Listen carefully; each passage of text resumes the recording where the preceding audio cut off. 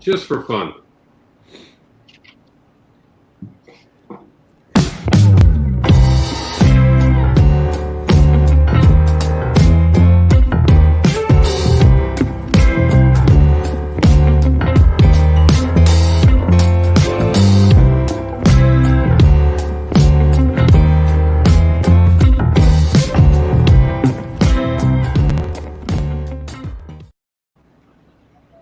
I love that opening.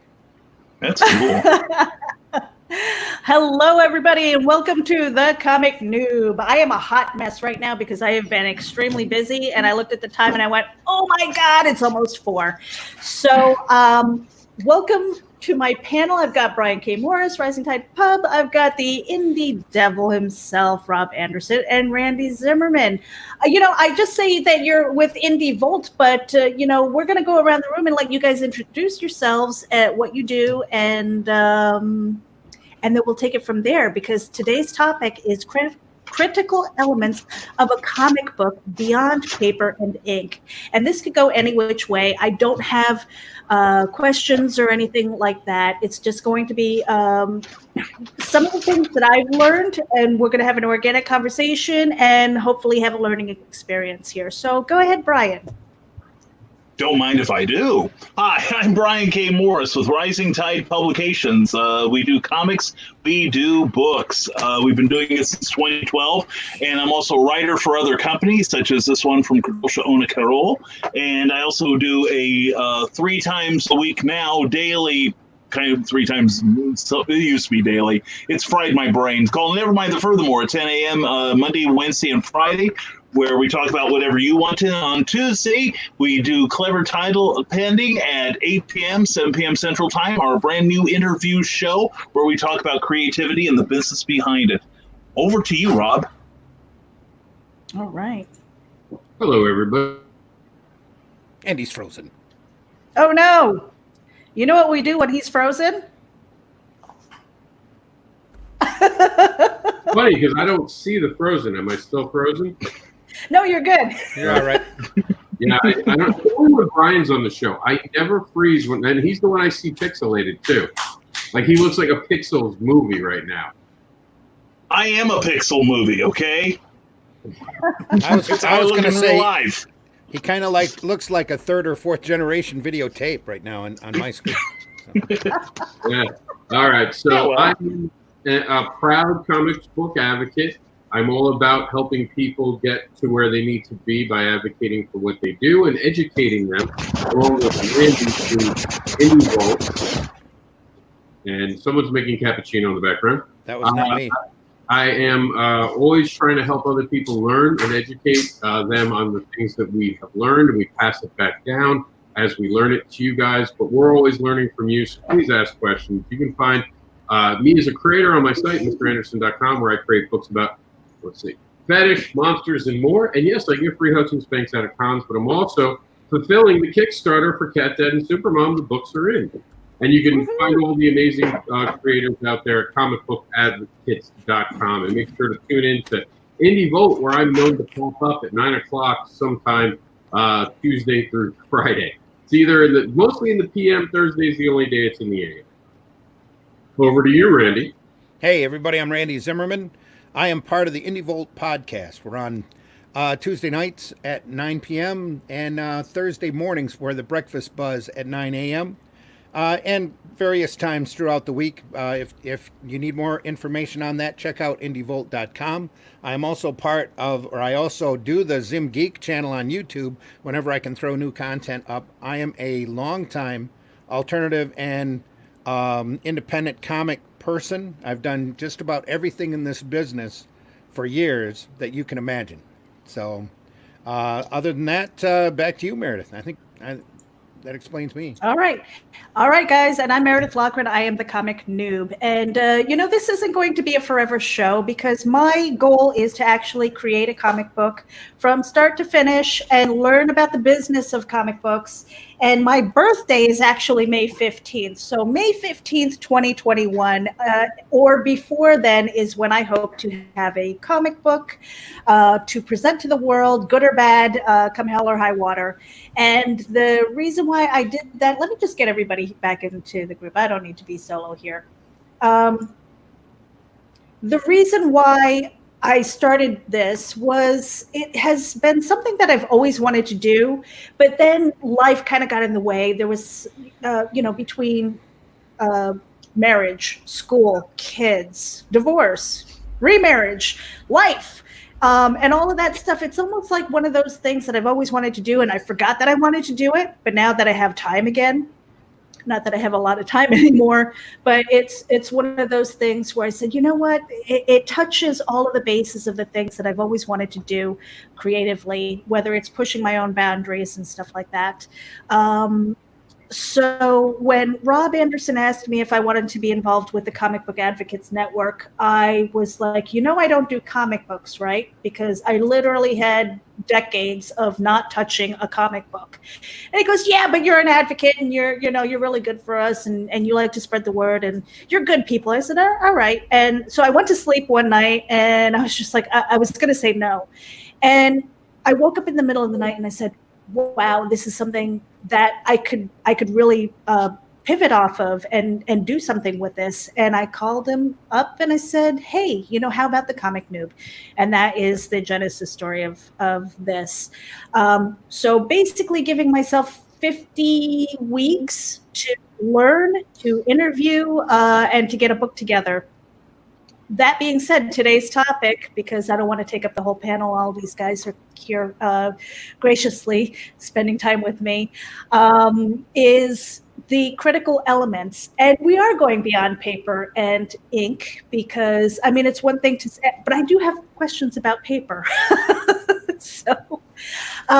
But there's so much more. And again, I don't have questions that are set for this panel at all. It's going to be kind of like what I've heard, and then what they can kind of school us all on, whether you're watching right now and you want to put together a comic book. So I guess with that, I really wanted to, at first I was thinking maybe I'll go through terminology and things because there are a lot of terms that I've never heard before. Like, what the hell is a zero issue? Oh, that's... And why is it called that? A marketing ploy is what it is. See me? Better now, Rob. Better now. Brian described it right. What was that, Rob? I don't see Brian. There we go. The StreamYard said that there was connectivity problems.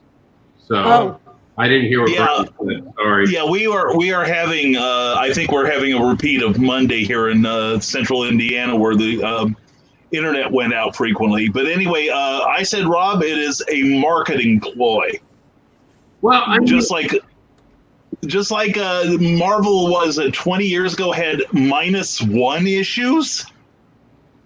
It's or DC had their 1 million issues. It's basically a marketing ploy as far as I'm concerned. Now, Rob, if you disagree, I would welcome that. It's not that I disagree. You have merit to that statement. You guys can hear me, right? I'm just checking. Yes. Okay. You're fine. Yeah. It's not that I disagree with you. It's just I know when it started, it was always meant to be a throwaway issue. And then it turned into a marketing vessel, either to see if they wanted to launch a book or to sell extra books. Because now we can do a zero. Oh, he froze again.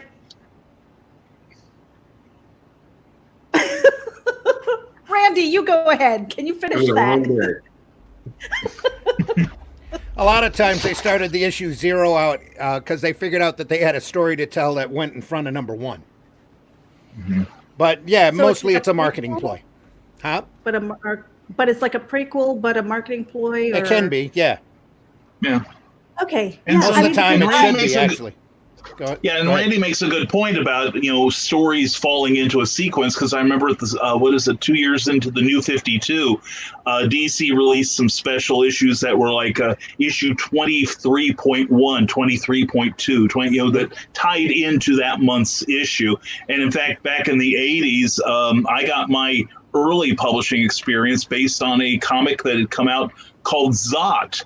And they had a special photocopied issue 10 and a half. And that fell in between issues 10 and 11. So sometimes, Rob makes a good point that it is sometimes it is a storytelling device. But I'm being more cynical, probably, although I try to conceal it, that it's more than likely somebody in marketing said, "Hey, let's do a zero issue," because I think, correct me if I'm wrong, I think I'm thinking of Marvel with their -1s and their zeros. That was done during an entire month of books rather than the standard numbering sequence. So it's kind of a fine line whether it's a creative decision or a blatant attempt to separate the customer from their money with a special stunt. Yeah, the -1s really are a marketing ploy. Yeah, the zeros, I've seen a lot of, especially independent publishers, use a zero to run like a short story of the characters before they tell their first major story that they see as a 1 through 5 or 1 through 4 or 1 through 6. So they'll throw that zero in just to kind of test the waters to see if anybody really, if they can create some heat for the IP, and then kick off into a 1. Okay, now that was another term that I've been hearing is IP. Is that independent publisher? What is that exactly? IP is intellectual property. Intellectual property. See, yep, now that's a brand or go ahead. Yeah, no, that was something, because I was thinking, something completely different. So intellectual property is a term that I've obviously heard for other things. But, when I hear IP being thrown around, especially in the comic book circles, I'm like, what the hell is that? So I had it completely wrong. Okay. Yeah, every industry has their shorthand. So somewhere else, IP might stand for something else entirely. But like Spider-Man is an IP. The Fantastic Four is an IP. The Cat Dad and Supermom is an IP. Okay. So it's kind of branded to the. Is it branded to the character? Is it branded to the? It's a brand. It's branded to the brand. It's an IP. It's also, if it's a legal term too. That's where we get it from. It all comes up from us fighting with the ownership of Marvel and DC over what intellectual property was. Yeah. So that's really where that caught fire. So like in traditional publishing, that would be like our copyright then? Yes? No? No, a copyright is legal. A copyright is a legal claim, where an IP is a creation of a brand. I would say it's closer to trademark than anything. And or not forgetting the artists when they create the art, the original art for all the comic books before it was digital, that was considered intellectual property, and it was their intellectual property despite the fact that it was owned by Marvel and DC. So that's why I said the term itself. Did I freeze again? No, you're fine. You're fine. Meredith, you're okay. Brian, what do I? Neil Adams, read Neil Adams. Oh my God, the things he did to get artists to be able, they used to just throw away the art. Literally, just throw it away. Who cares? Shred it. There's so much missing from the Marvel days because of that. DC was better at warehousing it, but they would also have people erase and rewrite on it. It was just. And yet that runs in direct contrast to Bill Gaines and all of the EC work that was done, because he kept all the original art and threw it in a vault.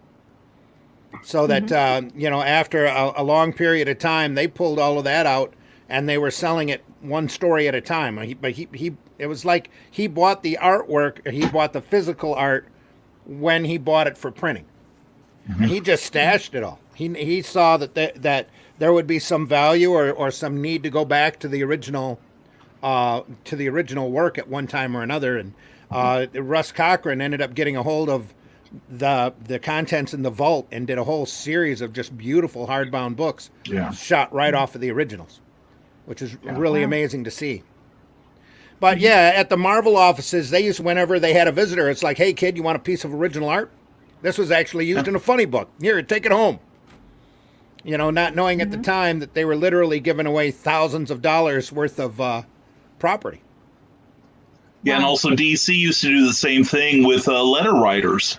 Roy Thomas got the art to an entire issue of Flash because he had a letter printed, and the editor Julius Schwartz would frequently reward his readers. Like here's the entire story by Carmine Infantino, and now if assuming Roy still had that art, he could probably buy like a whole city block with it now, with the houses and everything. So probably, yeah. Mm-hmm. Well, I want to give a shout out to the people who are watching right now. We've got Ted Davies, Carl Witzman, Teresa Dunn, Irene Smith. Thank you guys for tuning in. I know there are a bunch more here. I just, if you don't say hello, you're not going to show up on my screen, so I can't shout you out. But okay, so IP, I got that kind of squared. Hey, that's nice. Oh, nice. Yeah, that's sweet. I wish one. Go ahead, tell us about that one. Ted, this is actually your book. This is actually the one I'm sending you. I just signed it live on air. So if you ever want to show someone I signed the book, here you go. This is actually yours. Wow. Forget Ted. Where's mine? Did you fill out your survey on Kickstarter? Brian, did you fill out your survey on Kickstarter? I fill out so many surveys on Kickstarter anymore, I can't tell. I think I did. No, not yet. Check it out. Okay. I did that this morning. Why you little? Yes, I know I did. I'm like Rob's package later. Yeah, it's gonna be bigger than Brian's. I know. I'm such a whore. Go ahead, Randy. You had your hand up. No, I said I know I did. I bought in on his Kickstarter. Oh, okay. In fact, it's the only Kickstarter I've ever bought in on. So. Mm-hmm. Ooh. Very cool. Very cool. Very honored by that. I think I'm the only one he ever will too. All right, so I actually learned about IP today because, like I said, I was thinking that it was like independent publisher, but it is actually intellectual property and the legal ramifications that go around that. So kind of going back to the actual paper and ink, when I've heard the term blue line before. Uh-huh. And I've tried to Google that, and I have no idea. I mean, I have an idea that it's obviously paper. Mm-hmm. And being that I've been in publishing, more like newspapers and stuff like that, I understand fold bleeds and those the margins and stuff like that. But what is, for comic books, what is blue line? What is that? Obviously, your newspaper experience has been all digital. Mm-hmm. Have you ever dealt with a physical paste up for a newspaper? I have not, but my friend Irene, who's watching, has. I knew that, and she probably knows what a blue line is, mm-hmm. because when you go to photograph for plates, in order to hook it up to the printer, there are certain shades of blue that don't photograph. Ooh, hold on Thanks, a second. Rob. Let me just. Rob's blowing his nose. Let me mute Rob for a second. Go ahead. There are certain shades of blue that don't photograph. So back in the old days, and even nowadays, some artists use a blue line pencil that they use as in the pencil stage to work on their artwork, so they don't have to erase it anymore, knowing that the blue isn't going to photograph or probably scan, depending upon the quality of your scanner. Mm-hmm. That's okay. And a blue line. Also, Blue Line is a company that prints out comic pages. Also, I believe they're out of Kentucky, but Marvel and DC used to make their own comic pages, and they would be printed in with the borders of what the active area was and what the bleed area was, printed right on the paper that they would send to their artists, and that was all done in non-photo blue. Mm-hmm. Mm-hmm. So that they could draw all over it and run pencil or whatever they needed to do, and they knew that their marks wouldn't show up when they shot it for plates. Okay. All right. Very cool. And Irene says that the sheets we used had blue margins and other markings. Yep. So I've seen them where it had for the presidents, the CMYK, the little hashes in the corners and stuff like that, so they knew where those pages ended, and I guess like a safety area for cutting. Mm-hmm. When it came to running those blue lines is an old school printing trick. Mm-hmm. They'd be able to set the boundaries up in blue line, knowing that when they shot the plate, the blue lines wouldn't show up. Yeah. Now, Saved a lot of time. So if people are actually, if they've got their sketchbook and everything, and they're actually doing like a live draw that's not digital, I mean, I don't have a stylus, and I don't have one of those nifty tablets or anything like that. Is it something that I can print up, or is it like, well, you don't need that if you're mindful and just kind of sketch away and scan your images? Are you talking like using a blue line pencil or what? No, just if I wanted to do like a rough sketch, because maybe I have an image in my head. I am not an artist. I'm letting you guys know that. Sure. I mean, I doodle and I have fun with that. But if I had an image in my head, or if I wanted to kind of do like my stick figures and things like that, and kind of give an idea to the artist, and I'm trying to lay out my pages and stuff, does it matter for me to have a blue line, or no, like paper? No. Okay. That was a short and sweet answer, Randy. We don't like those. Well, when you're doing directions to your artist, from writer to artist, whatever makes a mark. Yeah. And I've seen everything that you can imagine. Okay. Now, one of the things that's fascinating to me, and I mentioned this before the show started, was I usually always keep a couple of spiral notebooks around for notes and stuff. So yeah, they come in real handy. I tried to have a binder, and that didn't work. I am much better with my spiral notebooks. Works so much better. Reason. Yeah. It's like organized chaos, because all of my notes are in one notebook, and I can just flip through the pages and instead of going, what tab am I under? Well, I usually have them marked at the front of the book, what they are and where they're from, and whatever ages. This one's missing its cover. It's so old. Like that. That's for my commercial work. Mm-hmm. So I'll go through and make whatever notes are necessary to do that, or whatever writing. I probably have at least a couple of, there's a laid out page right there.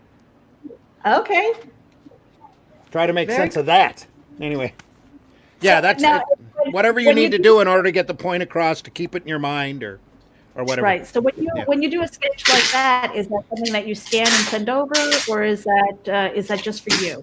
Yes, it can be.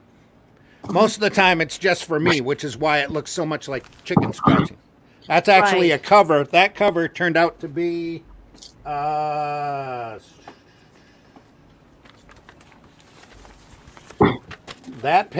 scribble right there turned out to be that cover. Oh, wow. If you say so. Yeah, I love that. Hold on. Exactly. Exactly.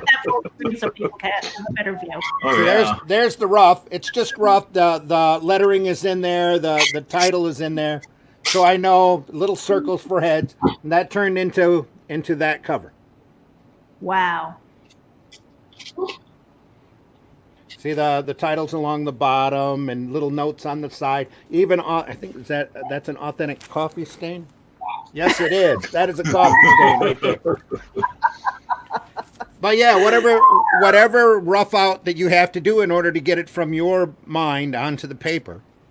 And then if you're using an artist, then you have to communicate that thought to your artist by either scanning it, sending it, and explaining it, or making real fine details, or detailed description and mailing it in. See, I love seeing that example, because, to have something that's that rough and then seeing the final product right next to each other is just, that's a treat to me, to see that. Oh, well, that's cool. Like, you're not seeing the outlines and ink and everything like that. Basically, you're seeing the initial thought that just went black on the paper. I've used a number of different methods. Whenever I am writing for somebody, I always usually cater to what they like getting, because that cuts down on any confusion or any possibility of a misread. So very rarely will I sit here and do a full thumbnail out like this for an artist, especially if I know that they're an accomplished sequential artist who knows what they're doing. You know, I also have another script. I do regular typed out scripts also.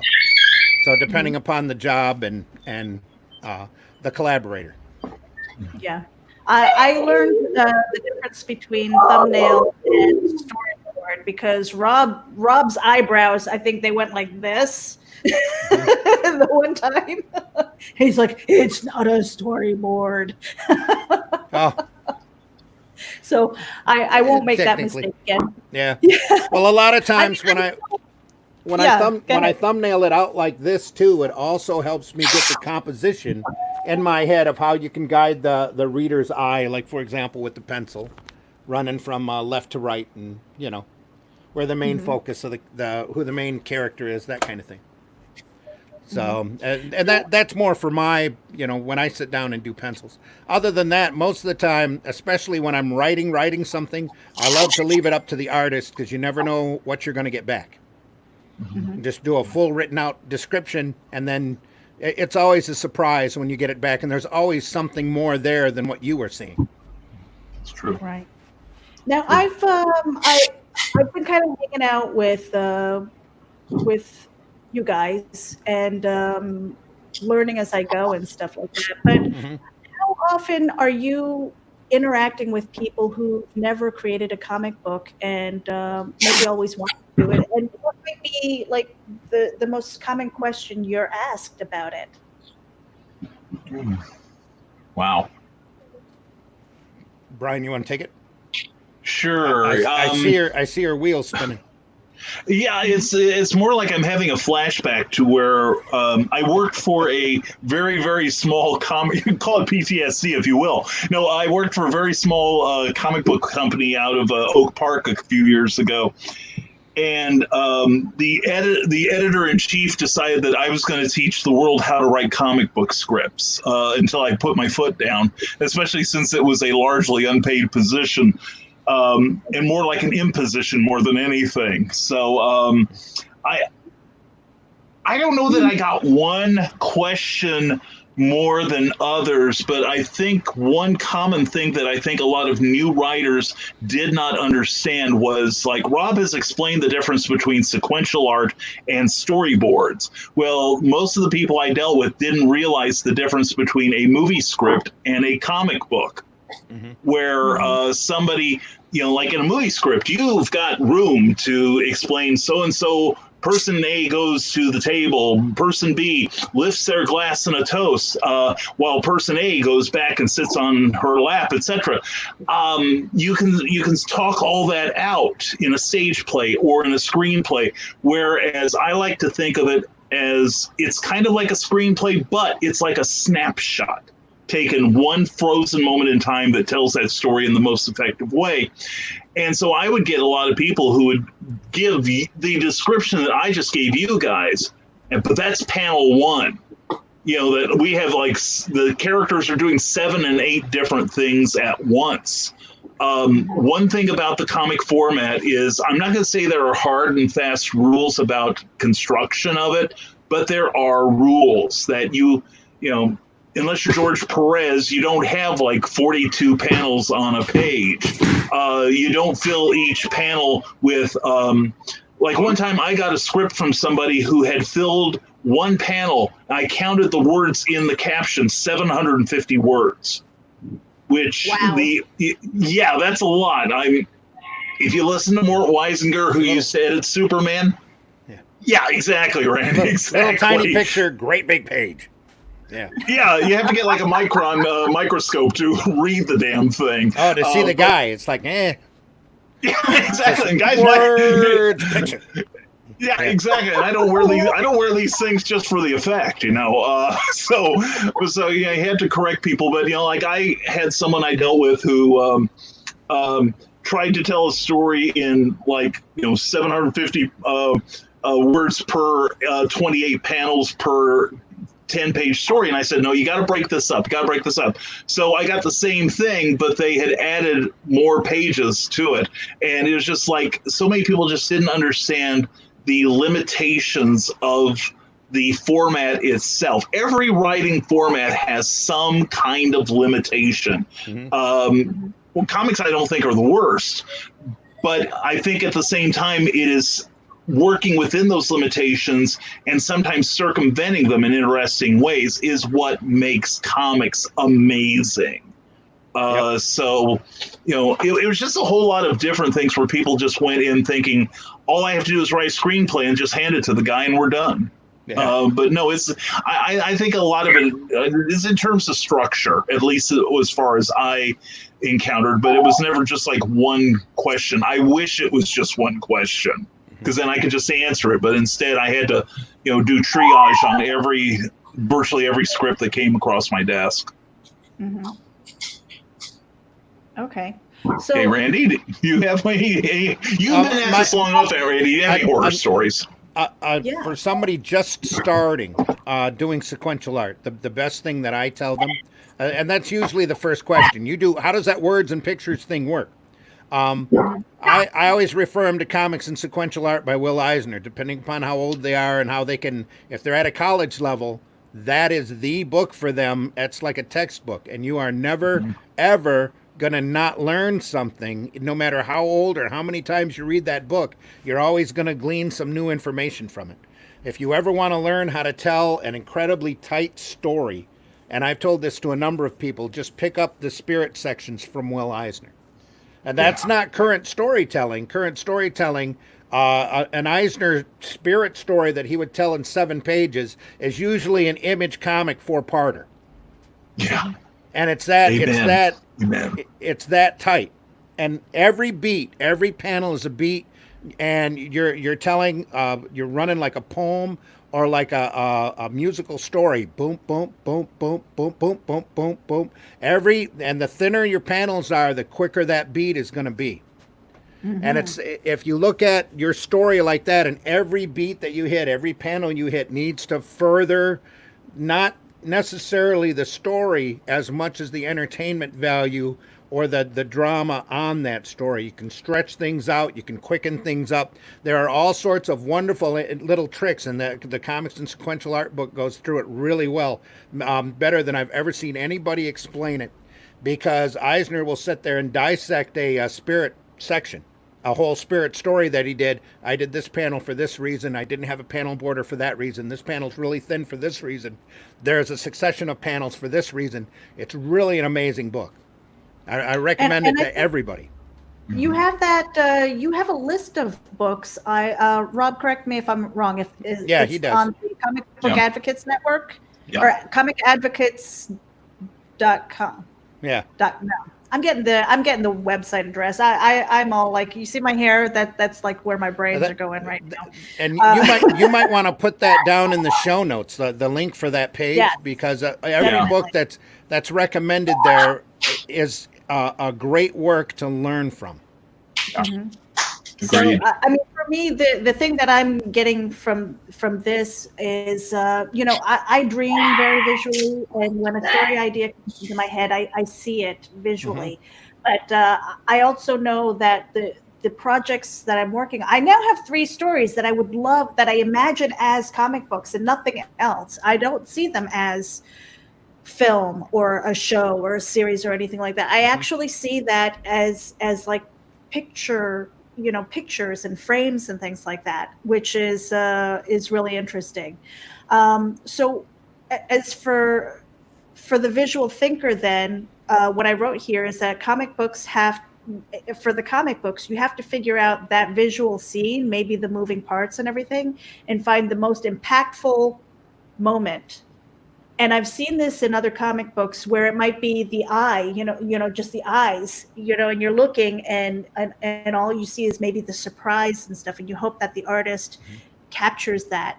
Or it could be the entire scene where it's just a landscape, so that you get that broad feeling and stuff like that. But to find that one moment to help carry your story, that's kind of like what I'm getting from that. and obviously I want to pick up Will Eisner's books. You won't be sorry, seriously. I honestly, I can't recommend him enough. I'm like a broken record when it comes to Eisner. He's amazing. Mm-hmm. Yeah, and especially for writers, because I think one of the things a writer in sequential art has to do is be able to think like an artist. Yeah. Because you've got to speak a similar language. So, and Eisner was one of the greats. And the thing is, he could tell in the Spirit Weeklies, one week it's a crime drama, the next week it's science fiction, the next week it's a comedy. Yeah. You know, the same thinking goes into each story. And, you know, he was just a master of storytelling, that more people should be reading that book. They really should. And there got, especially in the spirit sections, there got to be a point once he returned from the war that he was constantly challenging himself. That's every last story in there. Like what Brian was saying, you never knew what was coming from week to week. Now, the spirit section used to be distributed every Sunday in the newspaper. They used to have a free little comic book.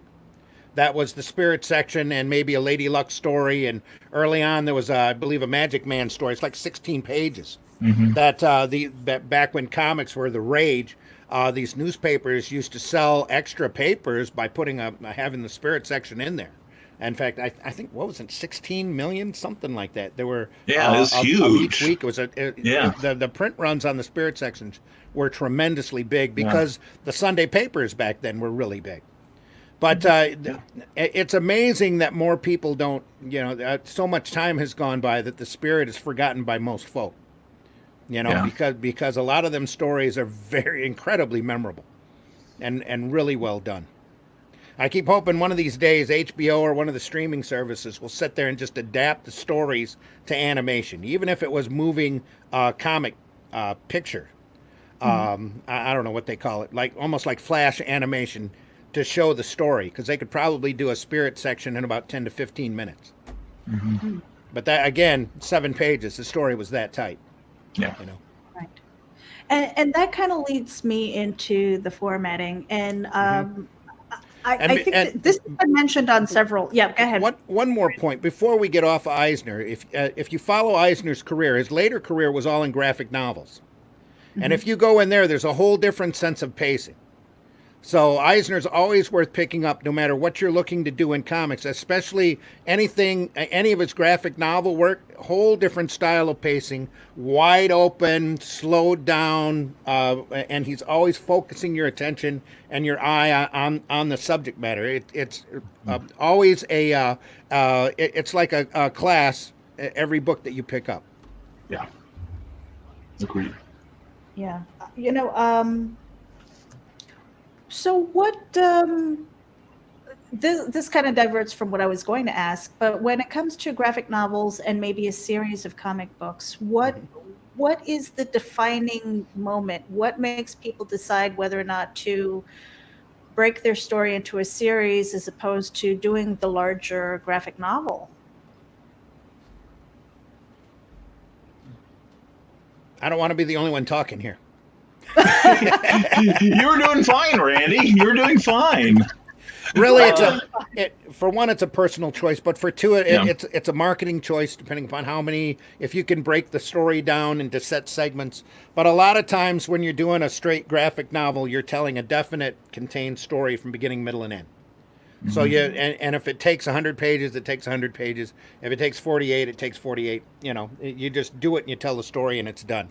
When you see it broken down into little individual segments, that sometimes also, especially lately, can be a marketing ploy for these companies to try to drag more money out of you. Where you got to get 1 of 6, 2 of 6, 3 of 6. It just adds to the collectability or whatever. And then as soon as issue 6 is out, the collected graphic novel pops out the week after.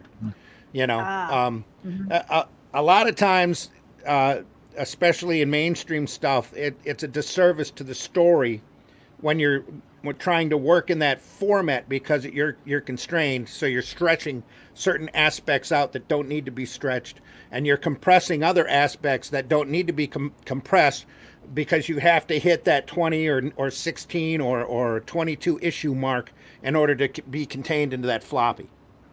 Or into the standard comic book. I hate using the term floppy. It drives me crazy sometimes. But when you don't have that kind of restriction, and can tell a nice, smooth story, you're probably going to want to bind it together into one book. Mm-hmm.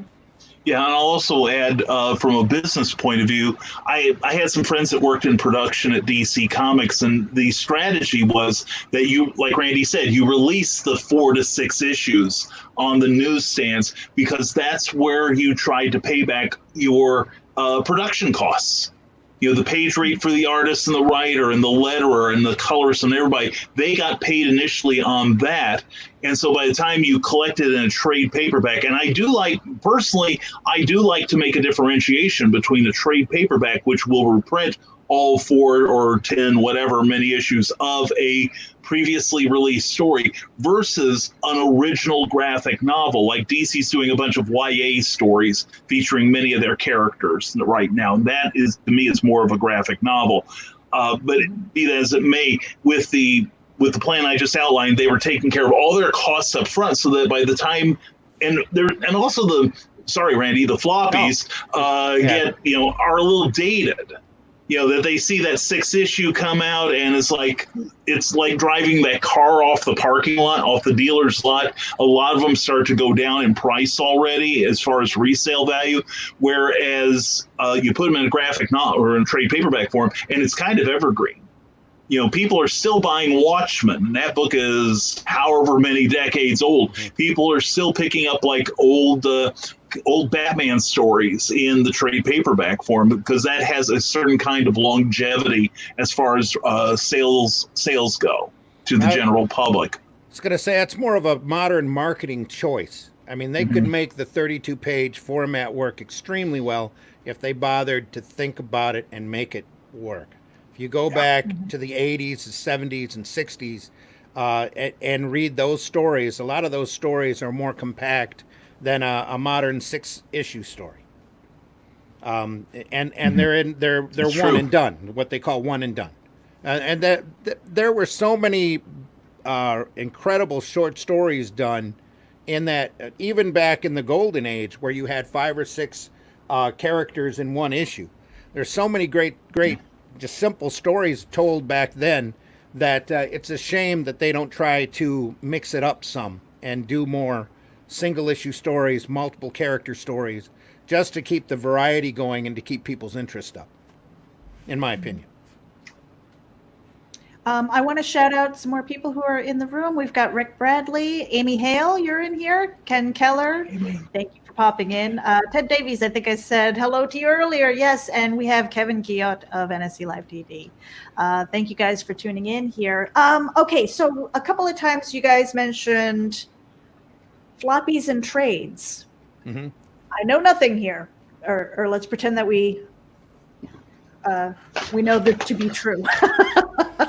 What's the difference between them? Here we go. Am I going to talk? Oh, yeah, go ahead. Do it. There we go. You can talk, but and you can narrate if you want. I'll just babble. I'm going to put you on I'm going to put you on the big screen. Hold on a second. Okay. I just don't want to remove you from the screen on accident. I have a tendency to do that. I do it to myself. It's okay. For instance, this is an example of a floppy, one I've worked on recently. It is anywhere, depending on the company, from 20 to 32 pages or more, but it's generally stapled in the middle. What they call saddle stitch in general publishing, and here it's this may come out monthly, it may come out whenever the artist feels like it, and then there's something like this with more of a glued spine. It's also called square bound in the printing trade, but it is many pages full of comic goodness there, and this can be this has got all I don't know that there is any sort of minimal or maximum allowable page count on this one, whereas like I've seen some graphic novels be about 80 pages, and then I've seen others like a lot of the manga that are like the Naruto compilations where they're about 2 or 3 inches thick, depending on, and a lot of that depends on the paper, etc., which we can go into later. But anyway, that's the difference between a floppy. You see, it's all floppy, and this one, it's got some substance to it. For printing All right. purposes, they usually go up in increments of 8. So, Yes. which is easier on the publisher. That's why there's Yes. some books you'll pick up that have blank pages in the back. You go, well, what were these for? Well, that's because you had to go out to that 8-page limit in order for it to run off the press. And pardon me, somebody decided they didn't want to take the time to throw something on that page. Okay, and so Which to Randy, me is you said wasted that you don't space. like the term floppy. Right. So what do you use in It's a comic book. It's a comic book. just a It's a comic? 32-page I'd say comic. just a comic. It's a 20-page comic. It's a 28-page comic. It's whatever with a cover on it. A nice. There's so many different formats, and especially since the 70s and 80s, since they designed the comic bag and the backing board, everybody's been stuck in a particular size with a particular, usually the same page count. People even argue over different qualities of paper. It has to be the paper quality has to be better, the slicker paper as opposed to newsprint. Where actually, it's anything that you can print a comic book on that you can get people to lose themselves in is a good thing, in my opinion. So I agree. I even did the newspaper I used to do. Never had any staples on it. It just folded right out. And you'd read it that way, and had all sorts of comics and comic strips in it. That's neat. So there's all sorts of different great formats out there, and now that we're doing alternative and independent comics, and they're really starting to become the rage, people should be experimenting a lot more. I mean, I love Big Little books, as an example. Those are prose books with a picture next to it. I don't know if you've ever seen those, Meredith. I'm not. Yeah. Okay. There's all sorts of different comic strip formats out there that are, to me, it's a lot of fun just to be able to pick up a book and have it not look like your standard comic and have comics inside of it. Okay, so again, diverting a little bit. So let's just say, everybody's familiar with their Sunday funny pages and everything, and it's basically your comic strip. If the artist or the writer were to take the comic strip and throw it all into a book, is that therefore a comic book, or is that something else? Actually, the very first comic was just that. Max Gaines, who was the father of the guy who created Mad Magazine and Tales from the Crypt, he worked for Eastern paper, Eastern News or something like that, and he just got this idea one day to take the then newspaper fold, refold. Yeah. And anyway, he don't know how much you missed, but Max Gaines used to be a distributor for the newspaper, newsprint material, and he got this idea one day to refold the newspaper front page and just kind of snipped everything off at the different ends, put a staple through it, and called it New Comics or something like that. And that is the original comics. For the most part, were almost all newspaper reprints, and even through, like, say, the 60s, there were a number of newspaper strips that had their own comics, like Peanuts or Popeye or whatever, and a lot of times they were taken Tarzan, for instance, they were taken directly from the newspaper strips, but the earliest ones were newspaper strips. In fact, DC published the Mutt and Jeff comic for, about 15, 20 years in the early days, so... It's my understanding the comic is actually a residual from the newspapers being printed, because the printing presses were so big and they were running incredibly large newsprint sheets, or not sheets, but rolls off of them, that most large newspapers had a morning edition and an afternoon or evening edition. Well, the time between the morning and the afternoon edition, or from the afternoon edition to the morning edition, that printing press sat there, not moving. And when it wasn't moving, that black ink was drying. And in order to keep those presses wet, they needed to run more stuff through those presses. And it was, like Brian said, it was Max Gaines who came up with the idea, well, what's the most popular thing in the paper? Oh, those comic strips. What if we took those comic strips and run them all off and stick them, I don't know, together into a book? We can throw a staple down the center, maybe put a slicker cover around it, and then stick them out on the stands for a dime. Let's see if they'll sell. So, yeah, one of the first titles was, Famous Funnies. Right, which is what it was. They took the big strips of the day, threw it together into a book, stuck it out there, and it sold like crazy. So it only took them a few years before they ran out of reprint material.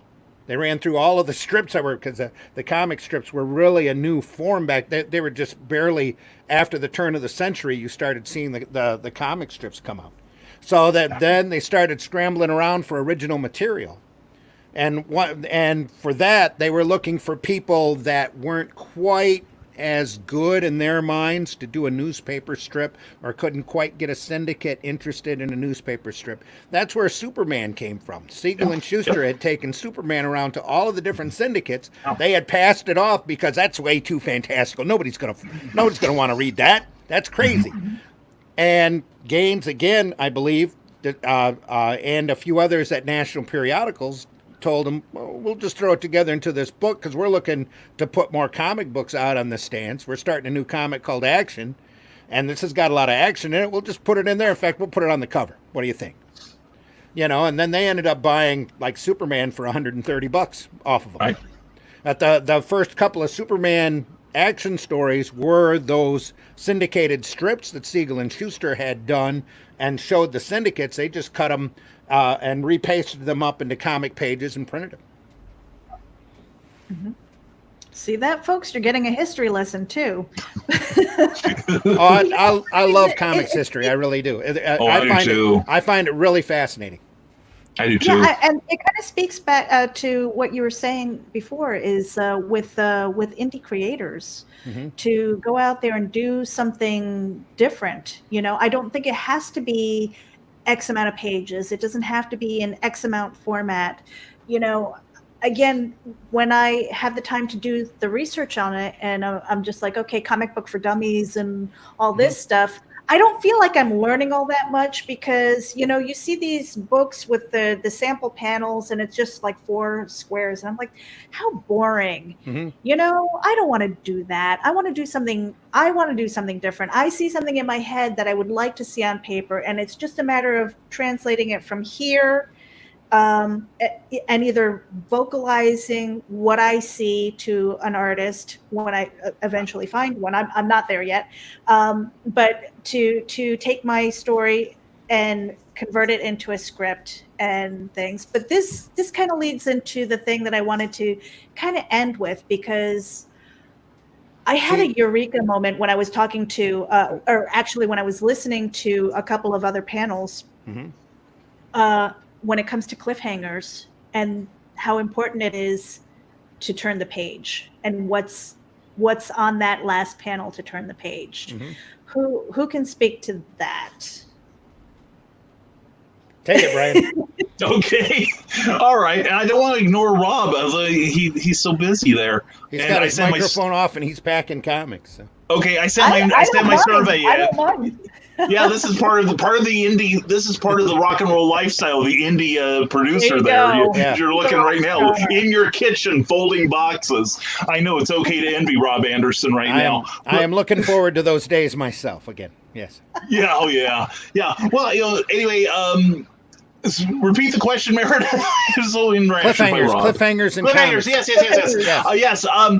It's something I relatively recently understood myself. That like I was looking at some of the classic Stan Lee stories, particularly in. At one point, because of limitations that would take too long to mention, the Captain America and Iron Man were in one title. The Hulk and Submariner were in one title. And I noticed after a while, when I was really starting to study the nuts and bolts of comic scripting, is that Stan would have a story. And more often than not, he would tell it, like in 2 issues. So, of course, you have the Abomination with his fist over the Hulk's head saying, I'm going to kill you now. And then the next issue it picks up again. But what he also did in some stories was like, the Abomination gets taken out by the Hulk, and then, the Hulk is bounding away, and you think, oh, the story's over. But in that last panel, you see the leader is watching him. What could the leader be up to? Find out next month in Tales to Astonish number whatever. And, there are some writers that have that sense of being able to give you a full, complete, satisfying story in one issue, maybe 2 with a cliffhanger. which is something I think a lot of current contemporary mainstream writers have forgotten the art of. But the thing is, and I see, thank you, Randy. I'm glad it's not just me. But screw decompressed storytelling. But it's a lot of the old school writers knew how to create a story, even a done in one story, but leave an element undone that you tease for the next issue. So there's like I said, there were limitations in writing comics. There are also certain things in the mechanics themselves that can actually increase the suspense of a story.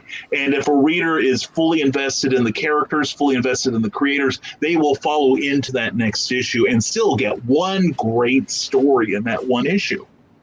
And even in your own individual story, your main objective is to entertain your audience to the point where they don't realize they're even reading a comic.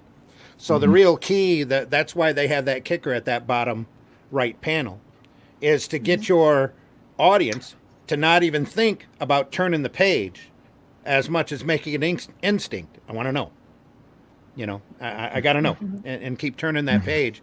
The best comics you'll find are the ones that you get most frustrated with. If it's a long continuing story, you get to that last page and you go, oh, and you see that now a lot, or I get that now a lot with television dramas, where you're like going, this thing just started. What do you mean the credits are rolling?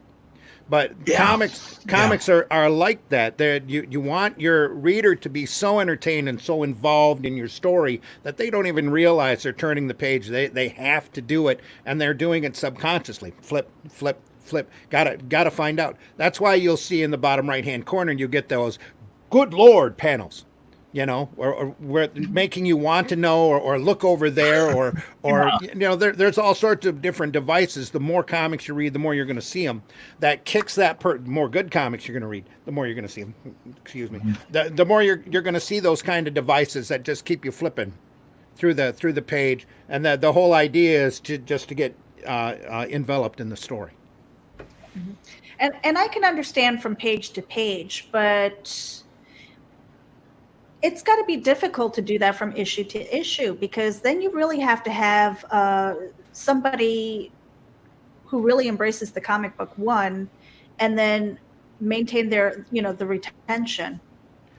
So that's got to be challenging in order to do it well. Yeah. Right. Nowadays, you don't see a whole lot of that.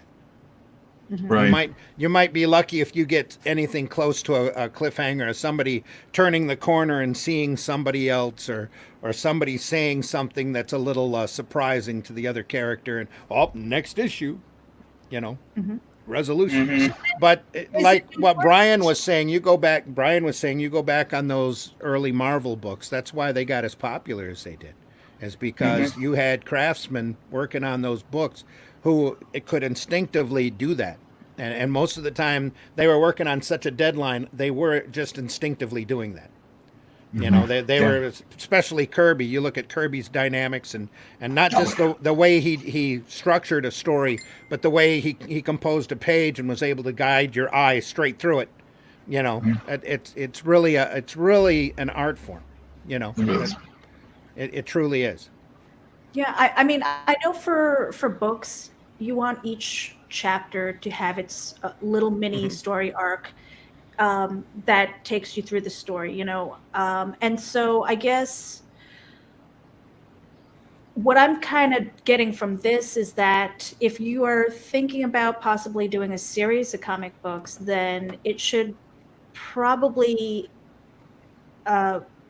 be a standalone, at least the quality of the story to be a standalone, but purposely adding that tease so that people have something to look forward to, just kind of like a remember me thing. And hey, my story's coming out. And then you have to really bump up with the marketing and everything and promote yourself. That's if you're doing a standalone. If you have a large enough epic story to run it from chapter to chapter, it's very much like a chapter in a book. Right. You want to structure it to the point where you want the next issue in order to just keep rolling on that structure. Right. Well, two things I wanted to mention that you just sparked in me, Meredith. There's a writer named Paul Levitz, used to be the publisher of DC Comics, and he wrote the Legion of Superheroes like forever. I mean, total fanboy over it. That's why there's like more archive issues of Legion of Superheroes than there are, say, like any other long-running series at DC, because that was his baby. But the thing is, what he used to do is he would have, like, let's say issue 1, you have an A plot. That's the thing that gets featured on the cover. That's the thing that gets teased. But you also have a couple subplots, a B, which is not quite as important, but it's worth developing, and then a C one that you kind of mentioned in passing. So at the end of that first issue, he resolves the A plot, but he teases you next issue, we're going to look at that B plot. So you get issue 2. The B plot from issue 1 now becomes A plot. The C plot now gets more room, and then another element is introduced as a potential C plot. And he had flow charts, in fact, on how he was going to do, say, a year's worth of Legion, and every issue just led into the next. So you're still getting it done in one, but by the same token, you're getting teased by something else that's awesome, and you're thinking, wow, I really enjoyed this story. I can't wait to see what he's got for me next month, sort of thing. And you talked about also introducing things. Jim Shooter, former editor-in-chief at Marvel, one of the youngest people ever hired as a writer in the history of comics, who also wrote Legion of Superheroes, by the way. Yeah. He had a philosophy that every issue is someone's first. Now, I know Marvel for a while would have like a special page telling you, Peter Parker was bitten by a radioactive spider while in high school and gained the proportional strength and speed of a spider. Whereas a lot of writers realizing that, I read Batman for 5 years when I was a kid before I realized his parents were dead. I just thought they never mentioned them. But, that's why you always, in a good comic, you'll see, somebody thinking in passing where Bruce Wayne is like, oh, I don't want to go out tonight, but I've got this crusade against crime because criminals took my parents when I was a child. Or, Peter Parker's going, oh, man, I wish I could go out with Mary Jane tonight, but I guess that's why I've got these great powers and I've got to become Spider-Man after that spider bit me. It's kind of an art to sneak that in so that you get just enough information to understand what that character is about. It's backstory, like in a novel. Where, you try not to do an info dump on someone, as they call it, but you try to introduce things about the character that help you understand them and tell you just enough information so that you can get through the issue.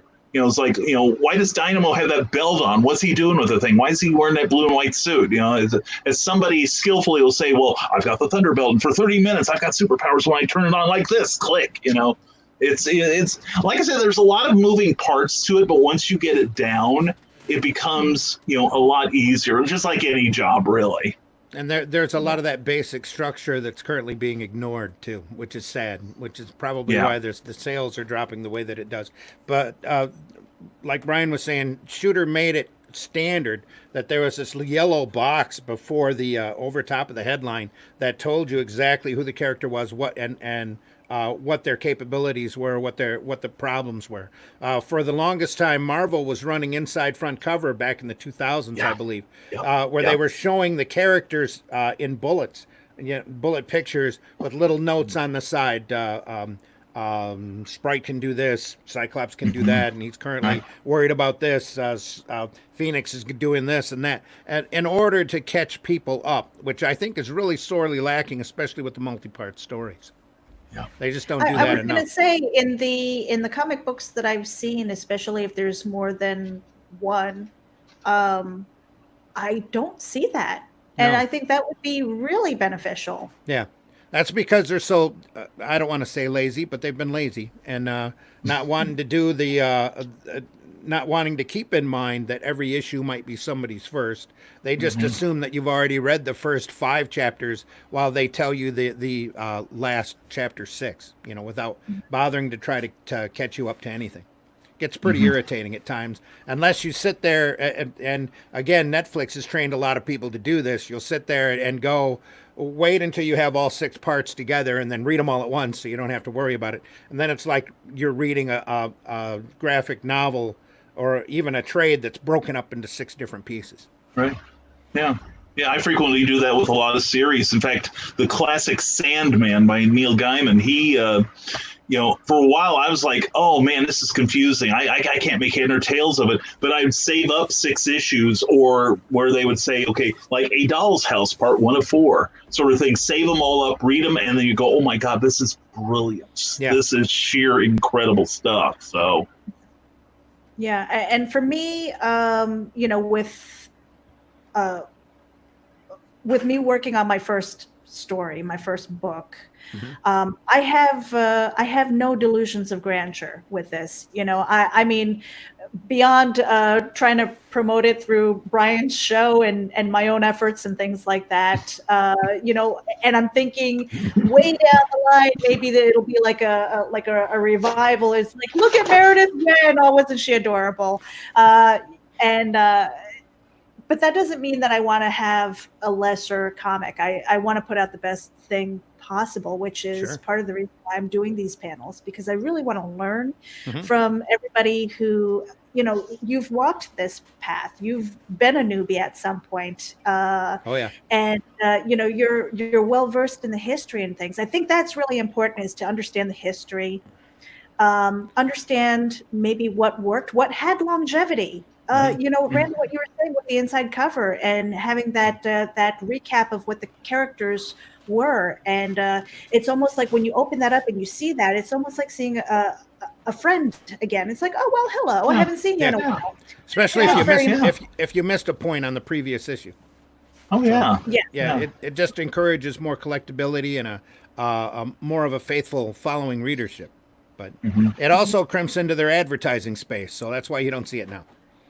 Yeah, the inside front cover is, valuable property. And we have T.L. Shively, Marv Artwork, and Rick Bradley in Marv.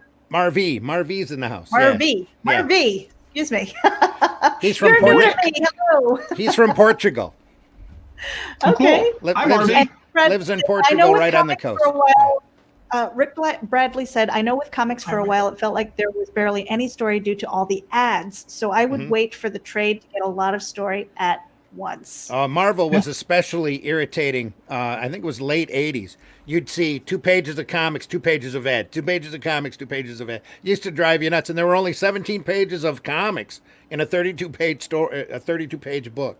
So they've cut back a little bit on that. But I just recently found a Supergirl that, like, after the first 3 pages, every left-hand page was the story, every right-hand page was a house ad. So, oh my gosh, I bought a comic book off of one of the online auctions, because we're all shut down and everything. And the thing that got me was the cover. I knew that it was a variant cover. I thought it would be a better story. When I finally got it and I was scrolling, I was flipping through the pages and I was like, holy shit, this thing is terrible. I mean, the only thing that was redeemable about it was the cover. And I was really mad. I was like, you know what? Things like that sour me against purchasing books, especially sight unseen, unless somebody refers me to it. I think that's huge. I'm taking a wild guess here. I'm thinking Marvel comic from between 2003 to modern day. Yes. And it had ads. It felt like every other page. So not only was the artwork kind of sloppy, and I was like, where's the dialogue? Where's the story? And it wasn't even pretty art on the inside. It was like, oh my God, never again. So that's going to be just a poster on my wall. If that, because normally when I get that angry with something, I toss it. Yeah. Well, that's why they have slabbing, You get it. You don't have to read the story. If the cover is pretty, you just send it in to be graded, and then it's slabbed for the rest of its life. So. Right. Slabbed. Or you can go to Dollar Tree and get a $1 frame for it. There you go. That works too. Yeah. It's a lot cheaper, actually. Yes. Yeah, exactly. Well, I don't see any questions from the peanut gallery over here on the right, and we are past an hour. I really wanted to keep it to an hour because, 2 hours seems like a long time, and I know that you guys are very, very busy, and I do appreciate all the time that you've that you spent, and in helping me learn this process. And I hope that when I have more panels coming up, that you will come back. Sure. And on that if I've note, got the time, you're welcome. Thank you. To pick And the you brain. know what? I have to give a shout out to Varian of Indie Volt, because he sent me a message before about a show, and I think I was probably sleeping, or I was also recording something. So I wasn't ignoring you, Varian. I love you, and I really do appreciate it. But I have to shout you out and say I'm sorry. I didn't mean to. I wasn't ghosting you. I swear. I'm sure he understands. So. Yeah, I want to go around the room so that you guys can say your goodbyes. Let us know where you can follow you. And in the show notes, I'm actually going to follow this up on a couple of places. This is going to we're going to have an article with a follow up on Geek Insider. We're also going to do it on the Comic Book Advocates Network on the website. And I'm also logging my journey on Wild One Forever. So you're going to be on 3 websites. Plus, we're going to be putting this up on the podcast. So that is going to be aggregated out to iHeartRadio and Spotify and wherever you listen to your podcasts. So on that note, Brian, I'm going to put you on the big screen here and let us know where we can follow you. All right, I'm Brian K. Morris, independent publisher, freelance hybrid writer, award-winning playwright, and former mortician's assistant. You can find me on risingtide.pub. Also, we have a page, Rising Tide Publications, on Facebook. I also have a channel on YouTube. Thank you, Meredith. Also, our various shows, such as Monday, Wednesday, Friday, never mind the furthermore, on at 10 a.m. Eastern, 9 a.m. Central, or Clever Title Pending, Tuesday nights at 8 p.m., 7 p.m. Central. And you'll know me, I'm the only person that doesn't appear on Indie Volt, but that's my problem. Anyway, it's been a pleasure to be here, Meredith, as always. And also, Meredith, why don't you start putting, you can upload these onto Rising Tide Publications, because I'm sure that my people would love to see your journey as well. So, and thank you to everyone that watched. And next, Randy? Me. Oh, hey, Randy Zimmerman here.